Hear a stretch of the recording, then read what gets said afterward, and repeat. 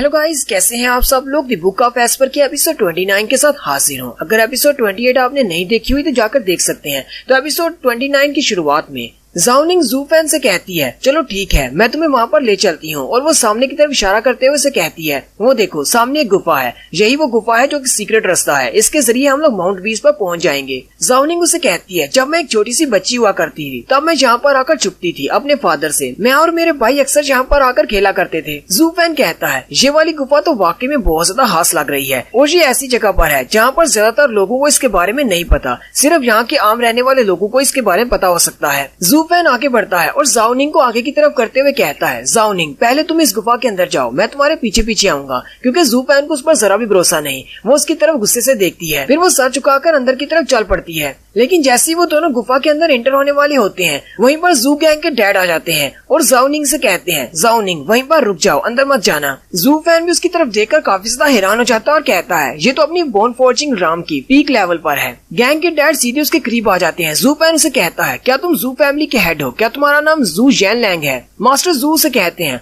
तुम्हारी नजर तो बहुत ज्यादा तेज है। हाँ, मैं ही ज़ू फैमिली का हेड हूँ। और क्या वो मॉन्स्टर तुम हो जिसकी वजह से मेरा बेटा ज़ू गैंग वहाँ पर डर के मारे बैठा हुआ है और कुछ भी बात नहीं कर रहा? ज़ू फैन उसे कहता है, हाँ मैंने उसके साथ ये सब कुछ किया है, शुक्र करो कि मैंने उसकी जान बख्श दी, वरना मैं तो उसे मारने वाला था क्योंकि उसने मेरी लड़की को मुझसे छीनने की कोशिश की है। मास्टर ज़ू भी ये बात सुनकर बहुत ज्यादा हैरान हो जाते हैं और उसे कहते हैं, कौन सी तुम्हारी लड़की? ज़ू फैन के साथ देखते हैं तो ज़ाओनिंग उसके पीछे छुपी होती है। उसी वक्त दिखाते हैं ज़ू गैंग का छोटा भाई भी भागता हुआ आ जाता है। वो मास्टर ज़ू का छोटा बेटा है। वो भागता हुआ अपने डैड के सामने खड़ा हो जाता है और कहता है, डैड मैंने आपसे कहा था कि ये यहीं पर छुपी होगी, क्योंकि मुझे पता है कि हम दोनों यहीं पर बचपन में खेला करते थे। साथ ही वो बड़ी स्पीड के साथ आगे की तरफ बढ़ता है और कहता है, मैं इसे अभी वापस लेकर आता हूँ, आप परेशान मत हो, आप वहीं पर रुके। ज़ू फैन उसे अपनी तरफ आते हुए देखकर कहता है, कहीं ये लड़का अंधा तो नहीं? क्या इसे दिखाई नहीं दे रहा कि मैं इससे ज्यादा स्ट्रॉन्ग हूँ, फिर भी ये इस तरफ आ रहा है? वो जैसे ज़ाओनिंग के करीब पहुँचने वाला होता है, ज़ू फैन उसे गले से पकड़ लेता है और साथ ही वो लड़का चिल्लाना शुरू कर देता है। मास्टर ज़ू भी चिल्लाकर उसे कहते हैं, ये तुम क्या कर रहे हो, मेरे बेटे का गला छोड़ो। ज़ू फैन कहता है, तो इसका मतलब ये बेवकूफ लड़का भी तुम्हारा बेटा है जिसे इतना भी नहीं पता कि इसका दुश्मन इससे ज्यादा स्ट्रॉन्ग है। मास्टर ज़ू चिल्लाकर उसे कहते हैं, मेरे बेटे को जाने दो, वरना मैं तुम्हें यहाँ से नहीं जाने दूंगा। ज़ू फैन मास्टर ज़ू से कहता है, अगर मैं इस लड़के को छोड़ भी देता हूँ तो फिर भी तुम मुझे नहीं छोड़ने वाले। मुझे नहीं पता कि इस छोटी लड़की ज़ाओनिंग के साथ तुम्हारा क्या मसला है, लेकिन अब ये लड़की मेरी है और मेरे लोगों के साथ तुम लोग पंगा नहीं ले सकते। अगर तुम इस लड़की को भूलकर यहाँ से वापस नहीं चले जाते तो मैं तुम्हारे इस लड़के को मार डालूंगा, फिर तुम्हें अपने लड़के की डेड बॉडी लेकर यहाँ से वापस जाना होगा। ज़ाओनिंग फिर से आगे बढ़ती है और ज़ू फैन के बाजू को खींचते हुए कहती है, प्लीज इसको मत मारना। ज़ू फैन फिर से गुस्सा हो जाता है और कहता है, कहीं ये लड़की पागल तो नहीं? मैं जब भी किसी को मारने लगता हूँ ये फिर से मुझे रोक देती है और कहती है, इसे मत मारना, हालांकि ये सारे लोग इसे यहाँ पर पकड़ने के लिए आए हैं। मास्टर ज़ू फैन से कहते हैं, बच्चे तुम्हारा नाम क्या है? ज़ू फैन कहता है,